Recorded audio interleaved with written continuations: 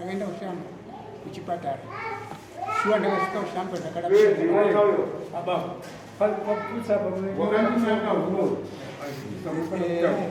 ndakaenda kushamba kuchipatara.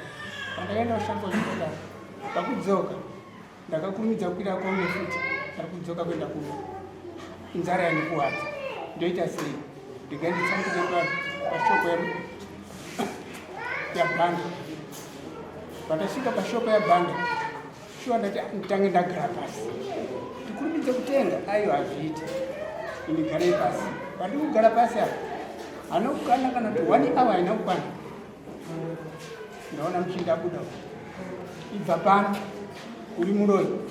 Asi uda kuona pano, uri muroyi.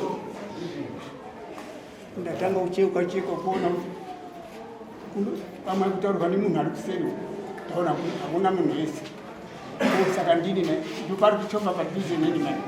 Ibva pano, tokutaura kuti ibva pano. Nemaoko namaoko ibva pano, enda. Ndini. Pazouya umwe murume akamubata. Achiti enda kuti vamudhara akadai. Ukumutukire kuti ibva pano uri muroyi. Zvaita sei? Zvikanzi aiwa ndisikuda kumuona pano mbabve zvake. Inini ndio pandototangisa kuita sei? Kusimuka. Auya murume uyo wemati. Zvikanzi sekuru, garai zvenyu papi apa. Kana mune mari ndipei tiende kunokutengerai chamunoda kuti mupedze nzira yenyu. Ndati handichagara pai. Mari ibva ndabvisa. Ndati mari waiona iyi? Inini handichada kuita zvepano. Ndikai ndichienda. Ndiri muroyi kai. Shuwa ndakaenda kumba. Ndakazviti dhuu. Uroyi hwangu inini hwauya sei? Ndakamujira mwana wake here. Ndakaita sei? Ndaturudzawo vamwe kuti ndo zvandaitiwa pashure yabhanda. Zvikanzi ndakadaro nenyaya y'uroyi yakaipa. Iwe uchiziva kuti hausiri muroyi, enda unoripota. Zveshuwa ndibva ndaripota nyaya yacho iyoyo. Kuripota tibva tatongwa, tozoendawo kwasabuku kutongwa. Iyo zvitatu akuno.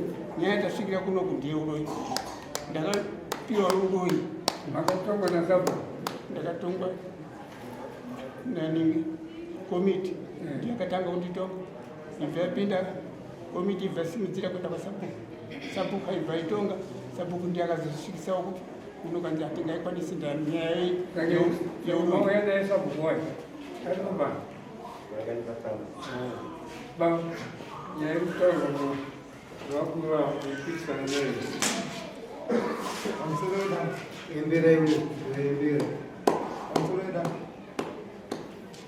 Nina baba sautara kwa 2019. Andina chanutara na rubuti lutoti watu yao ndugu kali kana kusema mambara kana materapi. Nikuda kukuti naika na wangu ni wanatini kufanya. Wakatitaura na hizo iwewe ipapangu kwendelo karamoza hii. Ndipo lati kwemi karamuti ndipipani ndilo karamoza hii. Nikuda hii. Takanza kunyanya shughuli za hii kwa wao. Ndati baba nakona hamusi mwana kana kwa wao. Sasa mpanasa andisika kuona hivi pamba pangu. Sitopadi wangasunga wi. Wakati na wakira mbati ya pamba ya usikeni kama sababu wangu na wakira kwa wao pasai. Ndio ndio mtanda hapo. Ati sadaro ndikupa wazo mtaura na mungu wao pia kwa ngapana kupusa na mama na siku. Ikiwa na nyanya tu watu musha kwa zona na hizo zimazima yangu hapa ni gorezi kwa kiwa. zvakaro ndokubvazonditaura kuti pachititi ona iwe baba wako wafa waifanira kuwasiyira waifanira kuwasiya ti kwanga chigara kokuise kwachimeri pamba papo ndakatara baba wangu ndochimeri kutondikona hazititi haziti ndochimeri pamba panapa ndifunga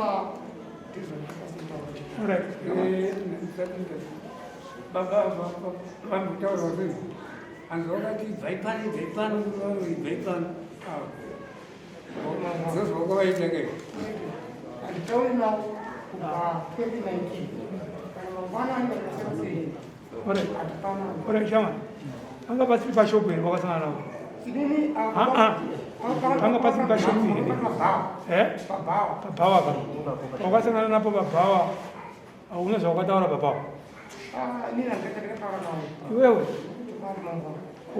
unakutunga kwa sababu vile ndakatunga kwa sababu uchinzi chi ndikuda kukucha kuti ukadi chi kwa sababu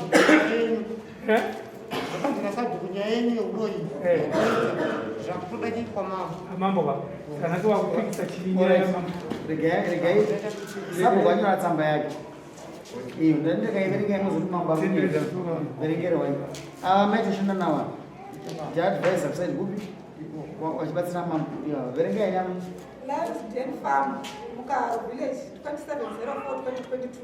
kuna mambo takatonga nyaya yamaunidzo akananga vakadete uroyi akabvuma mhosva yake akati ndakange ndakarwa doro maunidzo akati kune vanhu 2 vakahakira vakati akadete varoyi vakapa amanje akati gumbo romuzukuru wavo Anita akawedzera akati komboni yose inozviziva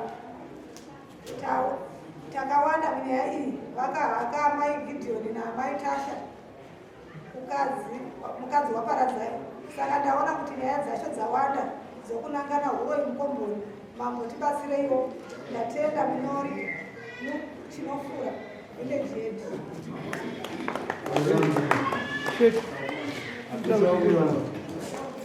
saka handizive kunyepa mudara mambo imhosva tivokuripisa sabho kanyora tsamba yanyorwa nasabho wakabvuma agara mushi nekuti hauna mombe kuti badara ikapasi vakaita mambona kuno kune munhu akakorosa makumbo badhara yasanginawo kuno kwakura vane makura akanodzira kurako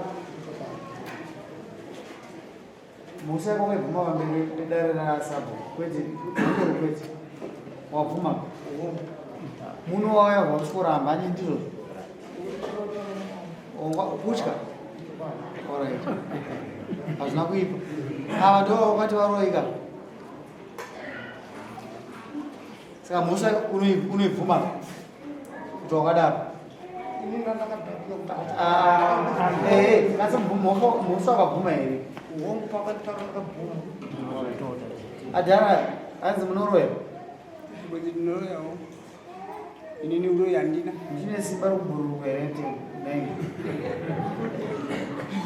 kana mukutadza kuzvifambiro zvenyu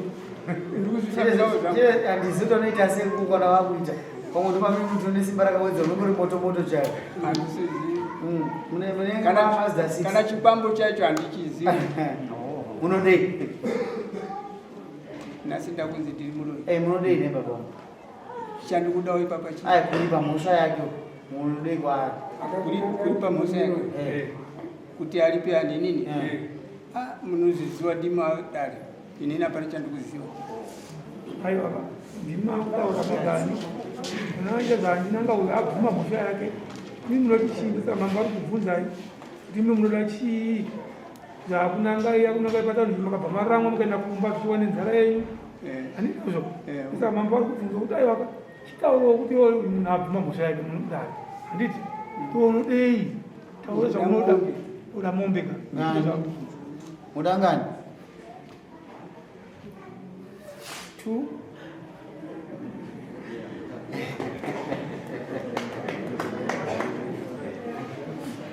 ena unosaina mukuru unzwe mutongo wako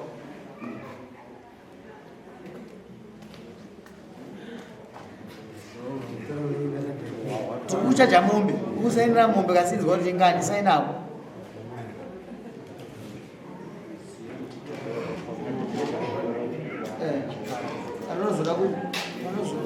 sekura singutani vanozonyorwa LC4 mwana zoda judgment achitada kutongwa zvakanaka kusvika kwese uda kugumira tumira mune madhonza mangani kumba kombudzi kohuku munhu akachena so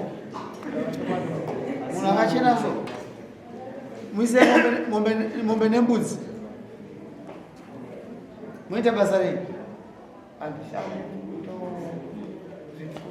zvechikorokoza zvepasi hatizivi zvakamira sei kasi anyika yedu yakavhurika sikaiti vhurike rinobuda mise mwedzi mumwe chete umombe nembudzi mumwe chete mhanya sokumhanya zve uye nemombe nembudzi upeani padhara handizvozvo mombe yedu isu zvinoita 250 yehuroyi zvinosiyana siyana tochachaisi zvatikuziva kuya naye ichifamba kuti baba vazive moda mari here unoda munhu asi chero chamukainyama uda mari chamukainyama kana mari kana ng'ombe ndikuita muisei mombe nembudzi moisa $300 pamombe $50 yembudzi anova ne $350 mazvinazvatawa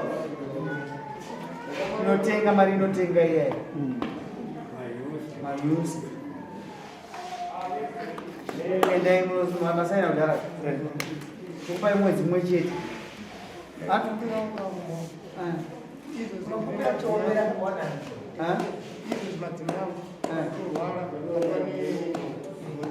enda unotora tsono hombe nosona mamatsaga echibage unoboora muromoso boora muromoso kana kuregedza wawa zvachose handikuudza zvaunoda ndokuti adzimai varapisiki nokuti apa mari totoida chete tikaramba chitenda kuti adzimai vakurwara gumbo rakazvimba adhara uda kudya mari yava sumuka uende kumba inotsvaka mari